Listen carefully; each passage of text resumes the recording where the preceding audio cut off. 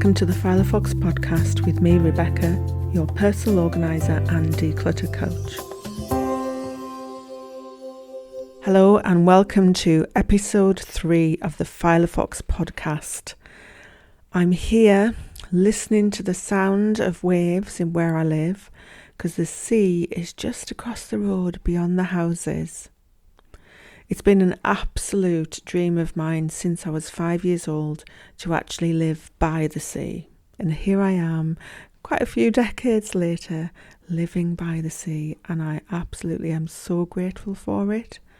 One of the reasons that I wanted that was that as a child I was born in the Midlands and I only used to see the sea 2 weeks of the year. And when you're a child, you tap into all of the senses of sight and sound and smell and taste.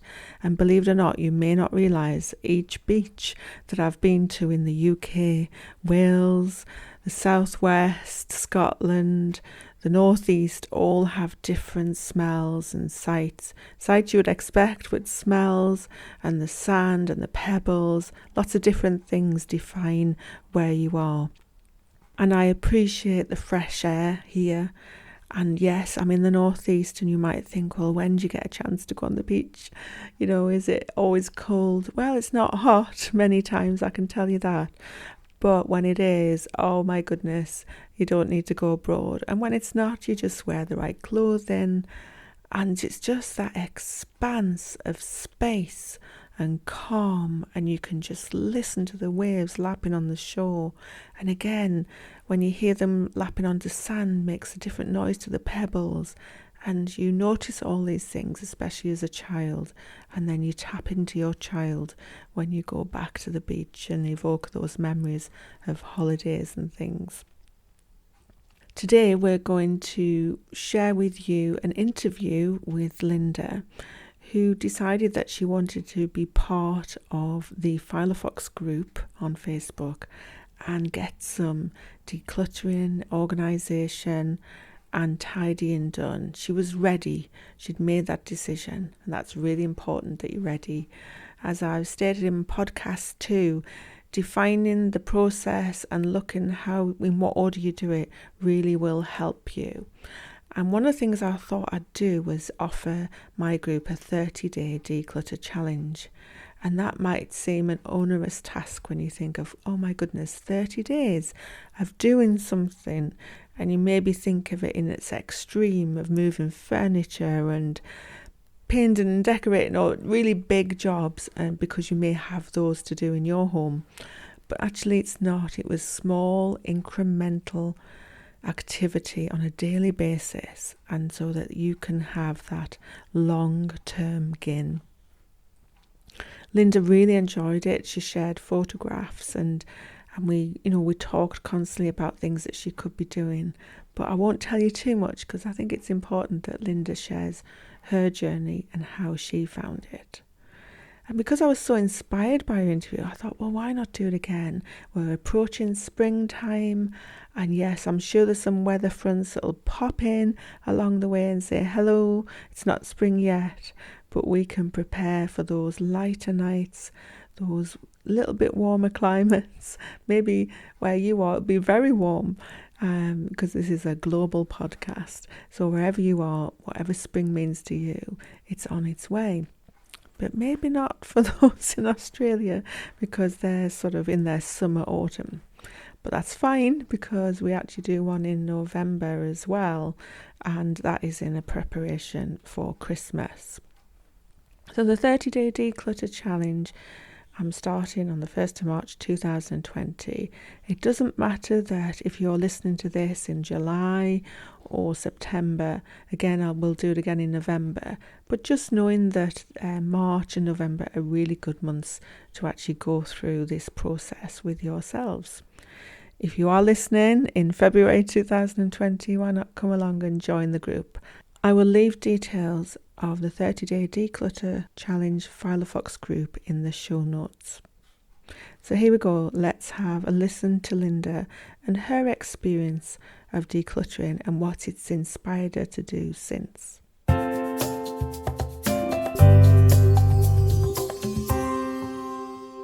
I'm delighted to welcome Linda Archer, who is a mum of two beautiful girls, lives in Newcastle in the northeast of England, and Linda is a full-time, oh gosh, I still can't say it, Linda. Tell me what it is. Colorectal nurse specialist. There you go. I'll let Linda say that for you.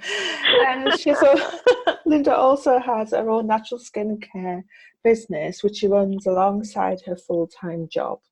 And she goes to the gym. She helps with an event that actually happens every month. And I think that's where we met. And she's actually helping with that now.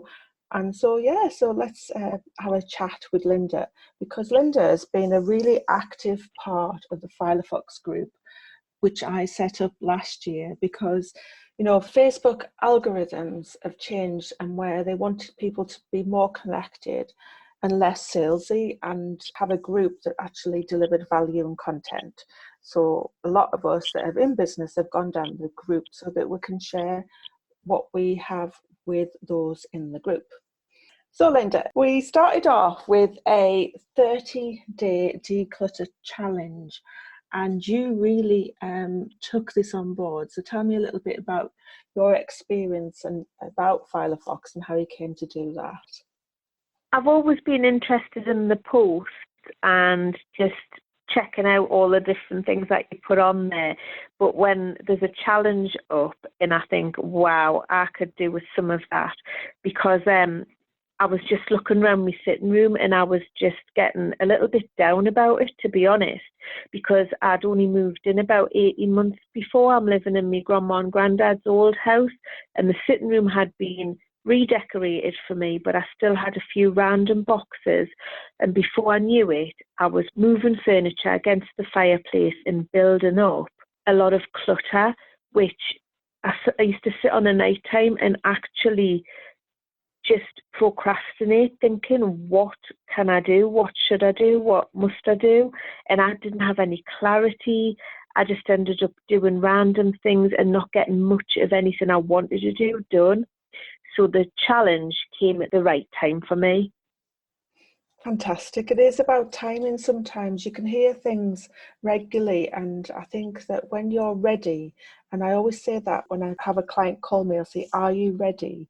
Because if you're not ready, it's going to be a very short-term fix that you'll feel obliged to do, but you actually don't get that long-term benefit because you're actually not ready. So yeah, you've put a key point there, Linda, on saying that you were ready for it, and you were very kind enough to share some photographs on the private Facebook page group to actually show me and others what your problem was. So that was really, really brave of you, because there's some people just wouldn't have the confidence to do that. I think I just didn't know where to start, so I needed the help. And I think now, getting a little bit older and a little bit wiser, I realise I need to ask for help when I need help. And so it was literally that. It was a cry for help. Oh, and it's a private thing, isn't it? It's sharing the sort of, we always say we don't know what goes on behind closed doors, and that was quite a private, and I say a brave thing for you to do. So I'm really proud of that you were able to do that, Linda. And we looked at the photographs, so it just shows you don't actually have to be in the room. Sometimes you can look at the photographs and say, well, what about the things in front of your fireplace, Linda? Have you actually got a fireplace? Because I can see one a little bit behind there. And what is in that that's so essential that it needs to be in front of the fireplace, so it's anywhere else we can look at? And it went from there, didn't it? Yeah, it's now in the middle of the table, and the flow in this room now is amazing. I mean, what I actually did was I took your advice and I put everything on the largest settee, a bit like what you've suggested in a bedroom. You would just put everything onto the bed. So I put everything onto the settee, and I spent a whole afternoon going through everything. I bought 4 fabric covered boxes, and I separated the 4 different areas of my life, the 4 things that I tend to do in the lounge, into the 4 boxes. And so I know exactly what's in those boxes now. I moved a bookcase up into the bedroom, and the boxes are in that space. So when I get up in the morning for my morning routine, that flows so much better because I've got free space to move around and I know where everything is. And I've had a bit of a busy weekend, and there's a few piles of books and there's a few different things from a vision board workshop I've done and a bag of charity stuff that needs to go along the street. But I know that I can just sort that out. It doesn't overwhelm us anymore because I know I can I can give the charity stuff to my mum. She'll take that to the shop tomorrow. I can sit and do 5 minutes with me books and they can go back in the relevant boxes that they need to be in. So I'm just looking around all the time and me gorgeous silver modern fireplace is just winking at us. It's just brilliant. That's fab. And like you say, what you've done is you've actually gone through that process where you've looked at what was serving you. You've put everything in one place and you've gone through it bit by bit. And that's really, part of the process is decluttering. Then you've organised and then you've tidied. But I think another key element of decluttering in that way is that, yes, you still got to run your life, haven't you, day to day, and things are going to get piled up again because they do, because we're human and it happens to me sometimes. But I think what you've changed there and what you've actually stated there was that everything has its place now, and so it's very easy, and that you will not get back to the place that you started. Never. That's fabulous. It's just such a like my coffee table is such a focal point. It really is, and everything's just in one little tray that I need for my morning routine. My gratitude journal, my journal, everything that's really, really important to me is just in hand's reach. And all my lovely table mats. I found so much gorgeous stuff in amongst me boxes and my clutter. I was like just blown away with it, just having the stuff out that I want to look at all of the time. And even the top of my fireplace, you commented on how many pictures, because I think what I was trying to do was have a picture of every child from the family on my fireplace, and you just couldn't see any gaps. And so what I did was I've literally just got 3 pictures now with some nice little sort of ornaments and things and a few pictures on the wall, and that just looks different as well. So I've got the pictures that I adore looking at, they're there all the time. And that's another important point, because it's very difficult to say to somebody, these are personal items and photographs are particularly emotive. And it's saying to people, do you actually need everybody's picture there? And I think there's this pressure that you feel that you do have to have everybody's picture there. And it's not saying that you can't have pictures in other places within the same room. They don't just all have to be on the fireplace. And I think that's what it is. It's redesignating that space and saying, well, I do want my pictures, but maybe I'll just put those people, maybe I'll just do an immediate family on there, and I'll do, beyond that over here, and things that mean something to you, because it's a very personal space. Again, it's about having trust between you and I to actually be able to say that. And that's really important, isn't it? You feeling comfortable enough to receive that information. Yeah, absolutely. And as you mentioned, you're into personal development, you're into your gratitudes and your journaling. So that's part of what we didn't have to discuss, because you're already doing all those things. But what you've actually done is you've made them more effective in your life. And as a result of the decluttering, how do you think you've found life since? Has it filtered out of the living room and into the kitchen and bathroom? And most spaces. Well, from that, I got my youngest daughter's bedroom redecorated and got a new bed and things, and just did things as a process, just when I could afford different things. And with her, we've just gone through her drawers and we've decluttered a little bit. We've been able to find lots of unused gifts and we've re-gifted those. So, we've saved a lot of money along the way, and she's got the room that she wants, and I've done a similar thing in my bedroom. So most of our areas are just sort of everything's in its place, and it just feels amazing walking around. Oh, that's lovely, because we want you to have that feeling of it's a sanctuary and you walk in your door, especially when you're really tired, you've been at hospital all day working, and now you're going to the gym, which I know. And are you enjoying that? Oh, I'm loving it. I just love feeling my heart beating in my chest and getting out of breath and just thinking that I'm doing the best thing for myself and my future. Mm-hmm. So now that you're doing the things you want to do rather than spending a lot of time doing the things that you have to do, because you've actually made streamlined those processes for you in the day by using your environment to actually establish that, haven't you? Yeah, absolutely. Just makes every day just more full of clarity and purpose, and then I can sit and set my intentions for the day, and I have a day that I want, not a day that I just didn't expect. Well, yeah, because I think we're talking before, and challenges do come along, but I think personally my opinion is that if you are happy in your environment, you can actually deal with those challenges a little bit better than when you're feeling overwhelmed. Oh, absolutely. And I think it's that sort of thing that, the straw that broke the camel's back. I just think I'm not in that place anymore. It's just sort of so much more organised and deliberate. And I like the fact that I have purpose and everything else has its purpose. So everything's just marrying together so well. Fab, that's great to hear. So would you recommend the 30-day declutter challenge, Linda? I would do it again. Well, I would. And do you think that, because I talk about to the clients, my aim is for you never to need me again, and that might sound really odd, but then I've successfully given you the tools to carry on yourself.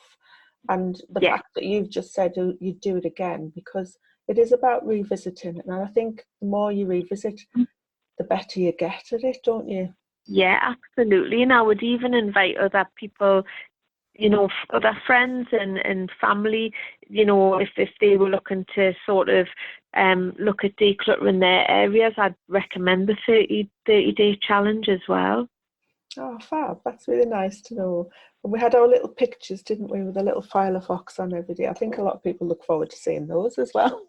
Yeah, absolutely. It was fun creating those. Well, it's been a real pleasure talking to you, Linda, and thank you. Thank you so much for coming on board and having a little chat with me. And I can't wait to see you be part of the 30-day challenge again and see what else you're going to do, because that's intriguing, because you've already done it once before, not that long ago. Yeah, I know. What can I tackle next? I know. You'll be telling everybody else what you to tackle theirs. So that's fabulous. So it's been a real pleasure, Linda. Thank you very much. And thank You're welcome.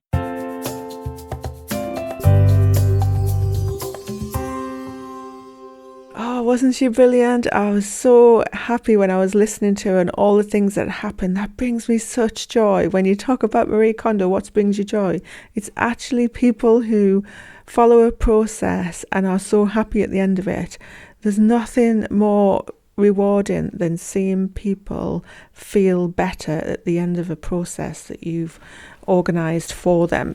And that's the joy of this job, is hearing all the feedback as well that you receive when people have let things go, when they've been able to sort things out in their head, their business environment, their home environment, when their home has become a sanctuary, their business is functioning a lot better, and they just feel that freedom in their mind.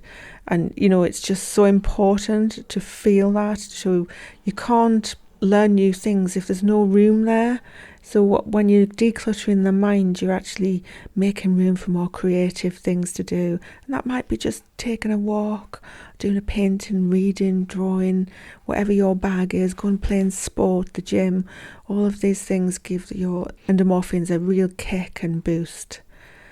Next time we're actually going to talk a little bit about business, because we've touched on the home and we will be coming back to the home, but I thought it might be a nice idea to actually talk about business in episode 4. And I'm going to interview a lady who I've been working with around this subject of decluttering your desktop, looking at your files, all of those kind of things.